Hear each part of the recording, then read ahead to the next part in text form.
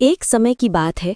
एक गांव में शेख चिल्ली नाम का लड़का था जो बहुत गरीब था और उसका मन पढ़ाई और लिखाई में बिल्कुल नहीं लगता था।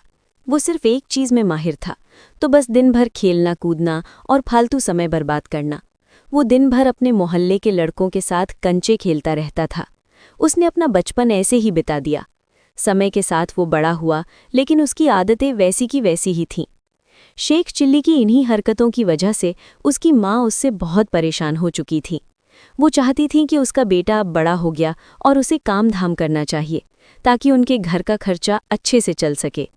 एक दिन शेख चिल्ली की माँ ने उसे गुस्से में बुलाया और खूब डांटा और बोला, कितने दिनों तक तुम ऐसे ही मोहल्ले के आवारा लड़कों के साथ कंचे खेलोगे? अब तुम बड़े हो गए हो और लंबे चौड़े भी हो, कोई नौकरी क्यों नहीं कर लेते? कब तक घर में ऐसे फालतू बैठा रहेगा और मुफ्त की रोटियां खाएगा? अपनी माँ की बातों को सुनकर भी शेख चिल्ली ने कुछ नहीं कहा, बस उनके आदेशों का पालन करते हुए अगले दिन नौकरी ढूंढने के लिए दूसरे गांव की तरफ निकल पड़ा।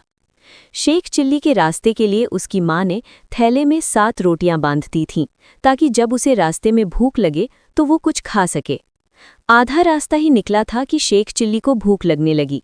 वो एक कुएं के पास रुका और अपने थैले से रोटियां निकालकर खाने के लिए बैठ गया। माँ द्वारा दी गई 7 रोटियों को देखकर वो कहने लगा, 1 खाऊं, 2 खाऊं, 3 खाऊं कि पूरी 7 खा जाऊं? संयोग की बात ये थी, जिस कुएं के पास वो बैठा था उसमें 7 परियां रहती थीं। शेख चिल्ली की खाने की बातों को सुनकर परियां घबरा गईं। उन्हें लगा वो उनको खाने की बात कर रहा है।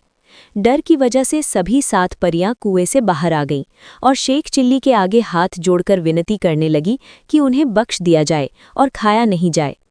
परियां शेख चिल्ली से बोली, हमें मत खाओ, हम तुम्हें एक जादुई घड़ा देंगे, उससे तुम्हें जो इच्छा हो वो मांग सकते हो, तुम्हारी हर ख्वाहिश पूरी होगी। शेख चिल्ली खुश हो गया और परियों से वो जादुई घड़ा लेकर अपने घर वापस लौट गया। परियों की सारी बातें उसने अपनी माँ को भी बताया। माँ शेख चिल्ली की बातें सुनकर हैरान हो गई थीं। माँ ने सोचा, क्यों ना परियों के इस जादुई घड़े को आजमाया जाए। इसी के चलते उसने घड़े से खूब सारे स्वादिष्ट व्यंजनों की मांग की और इतना कहते ही वहां पर कई तरह के व्यंजन थालियों में लग गए। उस रात दोनों माँ बेटे ने पेट भर कर खाना खाया। अगले दिन शेख चिल्ली की माँ ने जादुई घड़े से खूब सारे धन की मांग की और क्या फिर, वो दोनों बहुत अमीर हो गए थे। इतना सब अच्छा होने की वजह से शेख चिल्ली की माँ बहुत खुश हुई, लेकिन वो मन ही मन में डरती भी थी कि कहीं उसका मूर्ख शेख चिल्ली गांव वालों को जादुई घड़े की सच्चाई न बता दे। लेकिन ऐसा ना हो, इसलिए उसकी माँ ने तरकीब निकाली।